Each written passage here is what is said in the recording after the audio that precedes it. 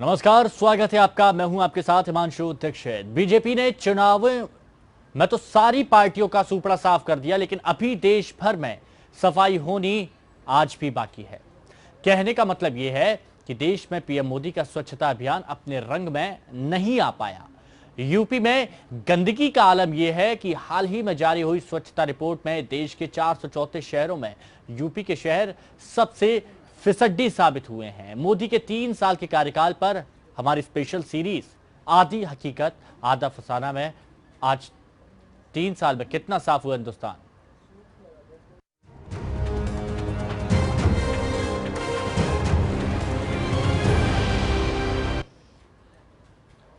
तीन साल पहले की वो तारीख 17 मई थी, जब नरेंद्र मोदी चुनाव जीतने के बाद दशाश्वमेध घाट पहुंचे थे। उस वक्त उन्होंने स्वच्छता मिशन का जिक्र करते हुए कहा था कि उनका सपना है कि बनारस की पहचान एक साफ सुथरे शहर के रूप में बने। तब स्वच्छता इंडेक्स में बनारस 418वें नंबर पर था। आज 3 साल बाद प्रधानमंत्री जी की इच्छा शक्ति ने बनारस को यूपी का सबसे स्वच्छ और सुंदर शहर बना दिया है।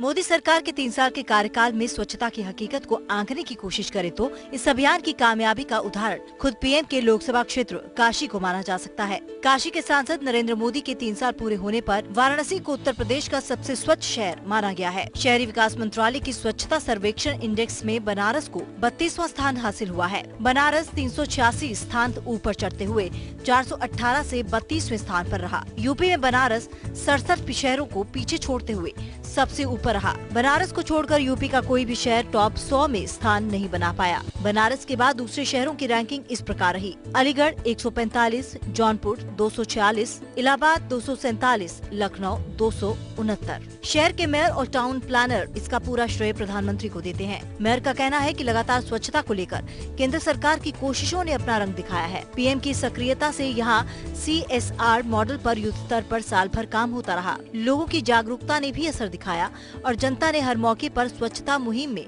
बढ़-चढ़ कर हिस्सा लिया। हालांकि मेयर ये भी कहना नहीं भूले कि अगर अखिलेश सरकार स्वच्छता सर्वेक्षण को गंभीरता से लेती तो ये परिणाम और पहले मिल जाते। मोदी जी की प्रेरणा से ही ये स्वच्छता अभियान काशी में तो खासकर शुरू हुआ, पूरे देश और प्रदेश में शुरू हुआ। इसमें एक सबसे महत्वपूर्ण योगदान प्रधानमंत्री जी का स्वयं से इंटरेस्ट लेना, क्योंकि उनका संसदीय क्षेत्र होने के नाते जो यहाँ पर परेशानियाँ थी, जो हमारे नगर निगम में जो संसाधनों की कमी थी, जो स्वच्छता कर्मचारियों की कमी थी, उसको संज्ञान में लिया गया। व्यापारी और आम लोग भी इस परिवर्तन का श्रेय नरेंद्र मोदी को ही दे रहे हैं। लोगों का कहना है कि शहर की स्वच्छता और व्यवस्था का सीधा असर व्यापार पर पड़ता है। वहीं कुछ लोग ऐसे भी हैं जिनका मानना है कि कोशिशें हुई हैं, लेकिन परिवर्तन अभी आना बाकी है और सुधार की काफी गुंजाइश दिखाई देती है। काशी वासियों को देखिए लाभ तो मिलेगा ही, बट अभी लोगों के अंदर जो अवेयरनेस आनी चाहिए स्वच्छता के, उस अभी तक नहीं आई है। और आगे धीरे धीरे लोगों के अंदर जब अवेयरनेस आएगी तो ये नंबर और ऊपर चढ़ जाएगा। काशी के अंदर जब से प्रधानमंत्री जी सांसद हुए हैं तभी से ही लोगों को आशाएं बनी हुई थी और ये सबसे बड़ी खुशी की बात है, काशी हमारा गौरव प्राप्त कर लिया है। नहीं, प्रयास तो मोदी जी का है, लेकिन हमारे शहर की जनता ने बहुत कुछ उनके लिए किया। कुछ आशाओं के साथ वो आशाएं पूरी हो रही हैं। दुनिया की सबसे प्राचीनतम शहर बनारस की पहचान एक गंदे शहर के रूप में थी, जिसे पीएम की कोशिशों ने प्रदेश के सबसे स्वच्छ शहर के रूप में स्थापित कर दिया है। लेकिन दुर्भाग्य ये कि यूपी के बाकी शहरों की हालत बेहतर नहीं है। अब जरूरत है प्रदेश में स्वच्छता को लेकर सीएम योगी मोदी जी की तरह मुहिम चलाएं, तब जाकर बनारस की तरह बाकी शहरों की स्थिति भी स्वच्छता इंडेक्स में बेहतर होगी। गौरव शर्मा के साथ ब्यूरो रिपोर्ट, APN। भारत में नदियों की मौजूदा स्थिति को समझना कोई मुश्किल काम नहीं। नदियों के धार्मिक और सामाजिक महत्व का अंदाजा इसी बात से लगाया जा सकता है कि हमारी नदियां सिर्फ आस्था ही नहीं बल्कि राजनीति का भी केंद्र रही हैं। मगर बरसों से मनुष्य की सभ्यता को सींचने वाली हमारी नदियां आज खुद के ही अस्तित्व की लड़ाई लड़ रही हैं। 3 साल का वक्त बीत चुका है, मगर आज भी गंगा और उनकी सहायक नदियों की दुर्दशा बदस्तूर जारी है। पीएम नरेंद्र मोदी ने खुद कहा था कि वो अपने गंगा मां की सेहत में सुधार लाएंगे, मगर आज 3 साल बाद भी गंगा सफाई के लिए तरस रही हैं। देखिए ये रिपोर्ट।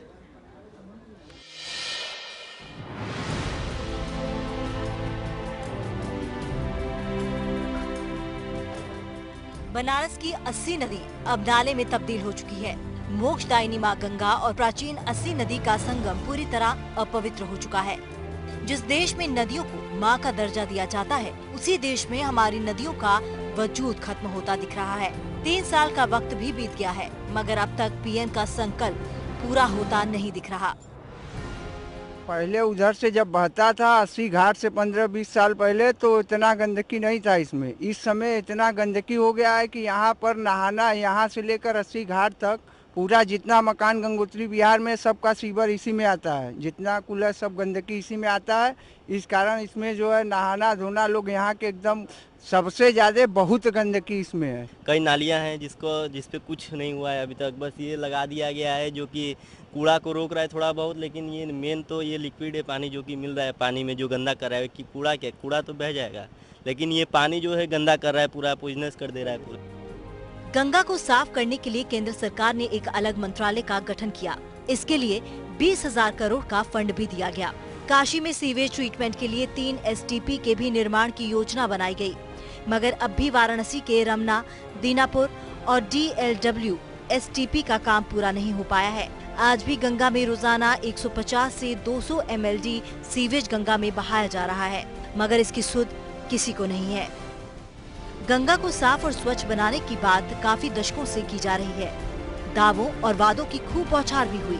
हर किसी ने अपने हिसाब से योजनाओं का पिटारा खोला, मगर काशी के नदियों की सेहत में कोई खास सुधार नहीं हो पाया। सुविधाएं खड़ी कर दी गई हैं, रख रखाव नहीं हो रहा। जैसे दशमेश घाट पर रख रखाव की अभी बहुत और अधिक आवश्यकता है। देखिए, आज से 5 साल 10 साल पहले से तो बहुत बेहतर हो गया, लेकिन मुझे लगता है जो एजेंसीज काम कर रही है वो पूरी निष्ठा से, अभी उनको और निष्ठा से काम करने की आवश्यकता है। काशी में गंगा की दुर्दशा पर पिछले 31 सालों से मंथन हो रहा है। समय समय पर गंगा से जुड़े सामाजिक संगठनों ने सरकार को सतर्क करने का भी काम किया है, मगर इसके बावजूद आज भी गंगा की सेहत में कोई खास बदलाव नहीं आ पाया है। पिछली सरकार ने गंगा के समानांतर गोमती को सुधारने का आधा अधूरा काम किया, मगर गंगा में गिर रहे नालों की कोई सुध नहीं ली। वहीं गंगा से जुड़े वैज्ञानिकों का मानना है कि पिछले 31 सालों से तमाम सरकारें गंगा को साफ करने का काम कर रही हैं, मगर आज तक सफाई नहीं होने पर सरकारों को आत्ममंथन करने की जरूरत है। भारतीय संवैधानिक संघीय ढांचे में गंगा जी का विषय, जल का विषय राज्य का विषय है। मुख्यमंत्री जी से 2-3 बातों का हमने आग्रह किया। एक तो हाई कोर्ट का आदेश है कि गंगा जी में मूल जल का 50% बना रहे। विशेषकर वाराणसी के अंदर ये जो कछुआ सेंचुरी के नाम पे एक बहुत बड़ा षड्यंत्र और खेल है, इस खेल को अब बंद किया जाए, नहीं तो काशी के घाट समाप्त हो जाएंगे। गंगा की जो दशा है वो पहले से बिगड़ती जा रही है। तो ऐसा नहीं है कि सरकार काम नहीं कर रही है या लोग काम नहीं कर रहे हैं, लेकिन काम कर रहे हैं और दशा बिगड़ती जा रही है। इसका मतलब क्या है? हम गंगा की क्लीनिंग की बात कर रहे हैं, जबकि आज स्थिति है कि गंगा में पानी निरंतर कम होता चला जा रहा है। पतितपावनी मां गंगा के सहारे कई नेताओं ने अपनी राजनीति को बुलंदियों पर पहुंचाया, मगर जब जरूरत है कि पीएम मोदी अपने दावों को निभाएं, ताकि हम अपने वजूद की सबसे बड़ी निशानी को वक्त रहते बचा सकें। गौरव शर्मा के साथ bureau report, APN Varanasi.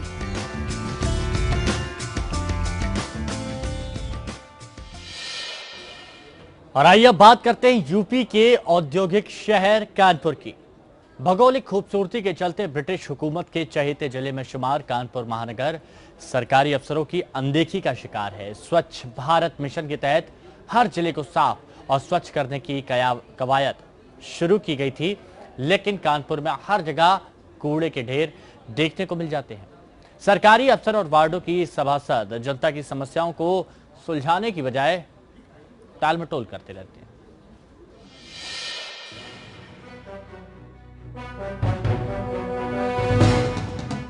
Uttar Pradesh को भरपूर राजस्व देने वाला कानपुर महानगर मूलभूत सुविधाओं के लिए तरस रहा है। दूर से देखने में लगता है कि ये शहर शायद कूड़े के ढेर पर बैठा है। कानपुर में आने वाले अधिकतर अधिकारी लापरवाह हैं और इसकी खूबसूरती पर कालिख पोतते नजर आते हैं।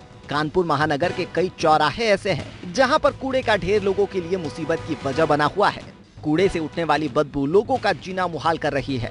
कानपुर की जनता इस समस्या को लेकर सभासदों और नगर आयुक्त को कई बार शिकायत कर चुकी है, लेकिन शिकायत पर कोई कार्रवाई नहीं हुई। यहाँ देखिए गाय कैसे पन्नी खा रही। मुख्यमंत्री योगी आदित्यनाथ जी हैं, उनके शासन में गाय को इतना मतलब विश्वसनीय रूप दिया जा रहा है और यहाँ ना ही कोई सुविधा है। ग्राउंड में बच्चे खेलते हैं, ना इसमें लाइट का कोई इंतजाम है। ग्राउंड खेलने के ग्राउंड में देखिए आप मेरे पीछे कितनी गंदगी है। कानपुर महानगर को साफ और स्वच्छ रखने की जिम्मेदारी नगर निगम की होती है, लेकिन अधिकारी जनता की समस्या को सुनते तो हैं, लेकिन उसको निपटाते नहीं हैं। कानपुर महानगर के नगर आयुक्त भी मानते हैं कि गंदगी एक समस्या है और इसको दूर करने के प्रयास लगातार जारी हैं। स्वच्छता मिशन के अंतर्गत जो हमारा पूरा प्रयास है, कहीं पर भी कोई कूड़ा जो टाइमली उसका डिस्पोजल हो जाए, कूड़े का टाइमली उठान हो जाए। सभी जितने भी हमारे ऑफिसर्स हैं, 2 शिफ्ट में चूंकि कूड़े का उठान होता है, तो हमारा ये कहना है कि सभी ऑफिसर्स खुद मैदान में निकले और जिससे जब वो मैदान पे निकलेंगे तो जो हमारे नीचे के कर्मचारी हैं निश्चित रूप से और ज़्यादा ही मोटिवेट होंगे, एक्टिव होंगे और वो समय से कूड़े को उठाकर उसका निस्तारण कराएंगे। अब बात करते हैं मोक्षदायिनी माँ गंगा की। गंगा गोमुख से निकलकर कानपुर होते हुए बनारस पहुँचती है। गोमुख से निकलते समय माँ गंगा का जल निर्मल होता है, लेकिन कानपुर पहुँचते पहुँचते गंगा का जल इस लायक भी नहीं रहता कि उसे घर ले जाया जा सके। आइए सुनते हैं गंगा में हो रही गंदगी पर क्या कहते हैं गंगा प्रहरी। गंगा जी में तो कोई अभी परिवर्तन नहीं दिखाई पड़ रहा है, क्योंकि जब तक वो नाला नहीं टेप किया जाएगा बिल्कुल, तब तक ना तो जल स्वच्छ होगा ना स्नान करने लायक। गंगा के स्वरूप में परिवर्तन तो यहाँ जब भी होगा, जो जेल के नाले हैं, स्लाटर हाउस है, जब तक ये नहीं टेप होंगे तब तक गंगा जी का स्वरूप स्वच्छ नहीं होगा। और बाकी काफ़ी उन्होंने प्रयास किए, नए घाटों का निर्माण हो गया है, नीचे सफाइयाँ भी सीपरों द्वारा सब की जाती हैं और बाकी तमाम तरह की संस्थाएं यहाँ पर जो जुड़ी हैं वो आके हफ्ते में 1-2 दिन बाद सफाई करती हैं। उसमें यहाँ के तीर्थ पुरोहित, नाव वाले सब मिलके उसमें सहयोग करते हैं। सीएम योगी आदित्यनाथ अर्धकुंभ को लेकर अभी से ही चिंतित नजर आ रहे हैं। उनकी चिंता गंगा साफ सफाई को लेकर है। दरअसल अर्धकुंभ के मौके पर गंगा स्नान करने के लिए प्रदेश ही नहीं देश विदेश से लाखों लोग आते हैं, इसीलिए मुख्यमंत्री की चिंता जायज है। 2 दिन पहले सीएम योगी आदित्यनाथ कानपुर पहुंचे थे और अफसरों को गंगा सफाई से जुड़े कड़े निर्देश दिए थे। सीएम ने कहा कि कानपुर से गुजर रही गंगा की जो स्थिति है उससे बुरी और कहीं नहीं है। योगी ने निर्देश देते हुए कहा कि गंगा को प्रदूषित करने वाले उद्योगों को शहर से बाहर किया जाएगा। गंगा को प्रदूषित कर रही टैनरियों को शिफ्ट करने के लिए जल्द ही जगह भी चुनी जाए, जिससे कि 2019 के अर्धकुंभ से पहले प्रदूषित हो रही मां गंगा को बचाया जा सके। साथ ही सीएम ने अधिकारियों को अल्टीमेटम भी दिया कि इस काम में किसी तरह की कोई कोताही कतई बर्दाश्त नहीं की जाएगी। अब सवाल ये है कि हर बार की तरह इस बार भी फिर मां गंगा की सफाई की बात तो हो रही है, लेकिन धरातल पर कितनी सफाई होगी इस पर शक बरकरार है। शिवा शर्मा, APN, कानपुर। मोदी सरकार को लगभग 3 साल हो चुके हैं। पीएम मोदी ने सफाई अभियान के जरिए इस देश में बदलाव की बात की थी और खुद हाथों में झाड़ू उठाकर सड़कों पर निकल पड़े थे। पीएम को देखकर तमाम सांसदों, विधायकों और बीजेपी कार्यकर्ताओं ने हाथों में झाड़ू लेकर सफाई अभियान शुरू किया था। अब प्रदेश में योगी सरकार के आते ही थानों से लेकर तमाम सरकारी संस्थानों को खुद साफ करने के आदेश दिए। इसी को लेकर APN चैनल ने भी इसका रियलिटी टेस्ट किया। हमारे संवाददाता ने मेरठ की सड़कों पर निकलकर ये रियलिटी टेस्ट किया और क्या कुछ तस्वीरें निकली आप देखिए।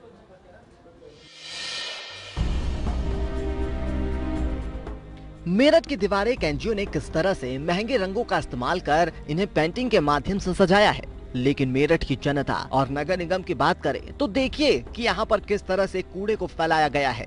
इसकी सीधी सीधी वजह है कि नगर निगम ने यहाँ कोई भी डस्टबिन नहीं रखा है। इसी वजह से यहाँ पर कूड़ा फैला हुआ है। अब गंदगी पर लोगों की सफाई भी सुनिए। लोगों की भी कमी है और दूसरी बात क्या है, हमारे यहाँ नगर निगम की कमी है, क्योंकि यहाँ पे कहीं भी डस्टबिन नहीं लगे जहाँ पे लोग अपना कूड़ा गिर सके, और ये एक डंपिंग यार्ड बन गया उसी चक्कर में। देखिए, स्वच्छता अभियान जो भाई साहब बिल्कुल हो रहा है। मोदी जी की सरकार आने के बाद में, योगी जी की सरकार 2 महीने में आने के बाद में जो जागरूकता, देखिए जागरूकता के ऊपर डिपेंड करता है। जितना अवेयरनेस हमारे नागरिक होंगे, गांव के लोग, शहरों के लोग, उतनी ही ये स्वच्छता का अभियान ज़्यादा सफल हो जाएगा। वो सफाई पहले कभी भी इतनी देखने को नहीं मिलती थी, लेकिन जब से मोदी सरकार आई है, मोदी जी ने खुद अपने निर्णय लिया है सफाई का, सफाई शुरू हुई है। सफाई अभियान को अपने जीवन का हिस्सा बना लेने वाले डॉक्टर विश्वजीत की संस्था पहल ने पूरे शहर की दीवारों को पेंटिंग से सजा दिया है। उनका सफाई को लेकर क्या कुछ कहना है, आइए सुनते हैं। अच्छा लगता है। सौंदर्यीकरण अगर मान लो स्वच्छता के साथ होता है तो डेफिनेटली मन को भाता तो है ही, और लोगों में कहीं ना कहीं सोचने की इच्छा पैदा होती है कि हाँ, स्वच्छता का भी एक हमारे जीवन का एक महत्वपूर्ण अंग है। मेरठ शहर के हालात में कुछ खास बदलाव नहीं आया है। गंदगी से भरा हुआ ये शहर का मुख्य चौराहा है। इसे देखकर ये साफ कहा जा सकता है कि ये नगर निगम की लापरवाही का ही नतीजा है। यहाँ भले ही कूड़ेदान लगे हों, लेकिन इसके बावजूद सफाई पर कोई ध्यान नहीं दिया जाता। ये मंजर देखकर कहा जा सकता है कि यहाँ स्वच्छता अभियान का कोई पालन नहीं हो रहा है। आखिर कहाँ सोया हुआ है नगर निगम? इस रियलिटी टेस्ट में हमने गाँवों का भी दौरा किया। वैसे तो अब सरकार ने गरीबों के लिए शौचालय बनवाए हैं। घरों में भी शौचालय बनवाने के लिए सरकार पैसे दे रही है। हालांकि लोग जागरूक भी दिख रहे हैं और अब खुले में ना जाकर गुसलखाने का इस्तेमाल कर रहे हैं।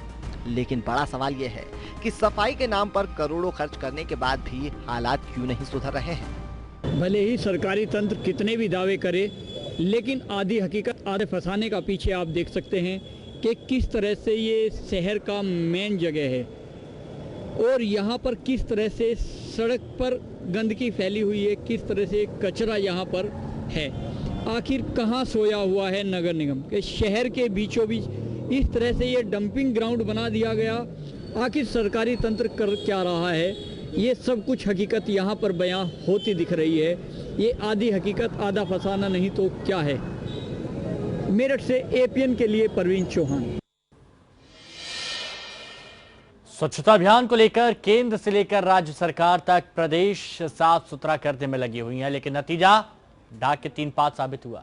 स्वच्छता रैंकिंग की अगर बात करें तो प्रदेश की राजधानी लखनऊ 269वें नंबर पर है, जबकि कई जिले तो स्वच्छता के नाम पर प्रदेश की साख पर बट्टा लगा रहे हैं, जो इस बात को साबित करती है कि प्रदेश में सफाई के लिहाज से जो मानक होने चाहिए थे वो पूरे नहीं हो सके हैं। लखनऊ में स्वच्छता के स्तर पर लोगों से बात की एपीएन संवाददाता विक्रम मिश्रा ने। मोदी सरकार के 3 साल हो गए हैं और 3 साल में सबसे अहम चीज जो है वो जगाई गई है स्वच्छता अभियान को लेकर के। इस वक्त हम खड़े हैं, लखनऊ राजधानी है और लखनऊ राजधानी में गंदगी का अंबार आप देख सकते हैं। कुछ दिन पहले स्वच्छता रैंकिंग को लेकर के बात चली थी। स्वच्छता रैंकिंग में अगर बात करें तो लखनऊ क्या पूरा उत्तर प्रदेश फिसड्डी साबित हुआ था।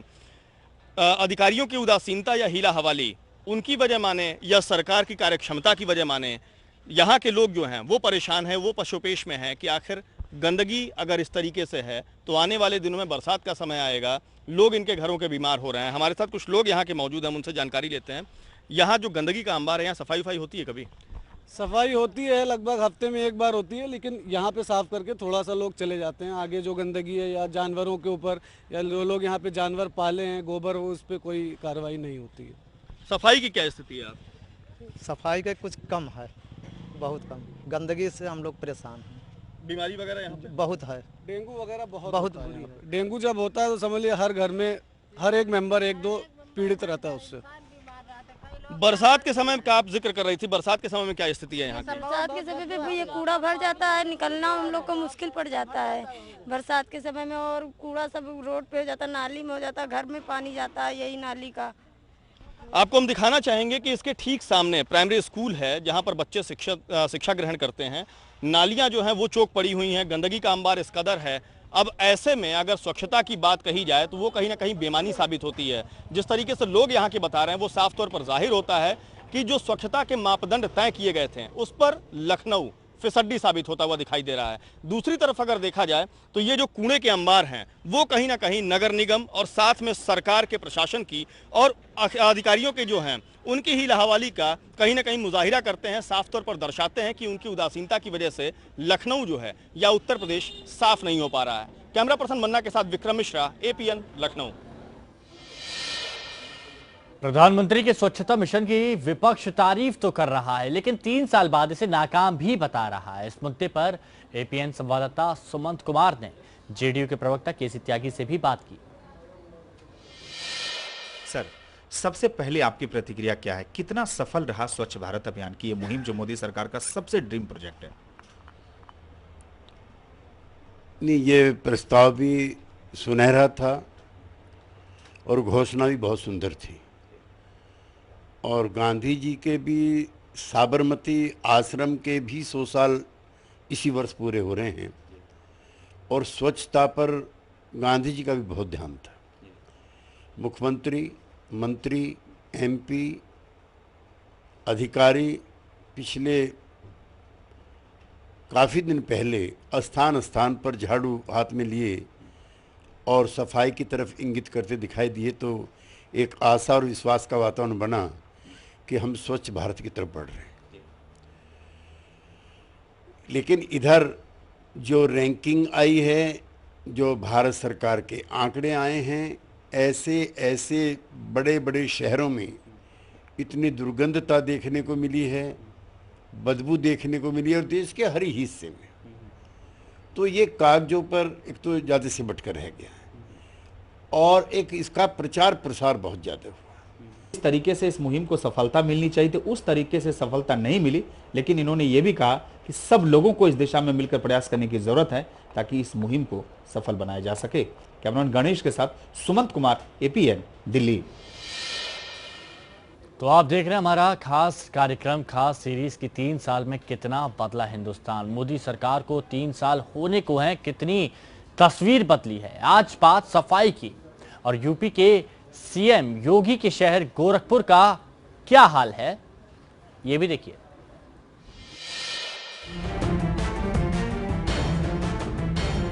सीएम योगी आदित्यनाथ का शहर गोरखपुर देश के सबसे गंदे 150 शहरों में से एक है। केंद्रीय शहरी विकास मंत्रालय ने इस जनवरी-फरवरी के बीच देश के 434 शहरों कस्बों में कराए गए स्वच्छ सर्वेक्षण 2017 में गोरखपुर को 314वीं रैंक मिली है। इसी तरह देवरिया 338वें स्थान पर तो बस्ती 386वें स्थान पर है। प्रधानमंत्री के आह्वान पर पिछले 3 सालों में 3 शहरों में स्वच्छता के लिए कितने भी कार्यक्रम आयोजित क्यों न किए गए हों, पर हकीकत यही है कि इन शहरों में साफ सफाई का बुरा हाल है।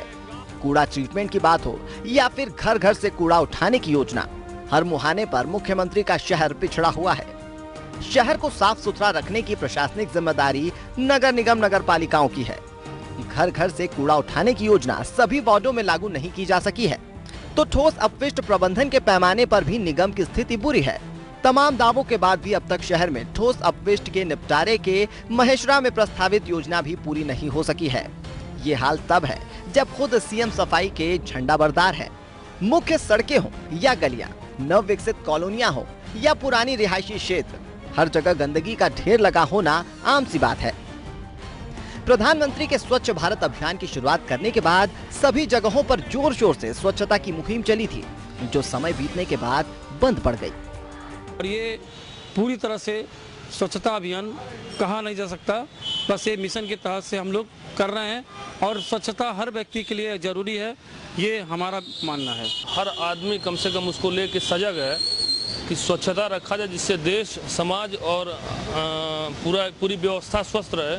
तो निश्चित तौर पे फर्क पड़ा और लोगों के अंदर यह व्यवहार आया है कि हम सड़क, घर साफ रखें, तो बिल्कुल उसका फर्क पड़ा है।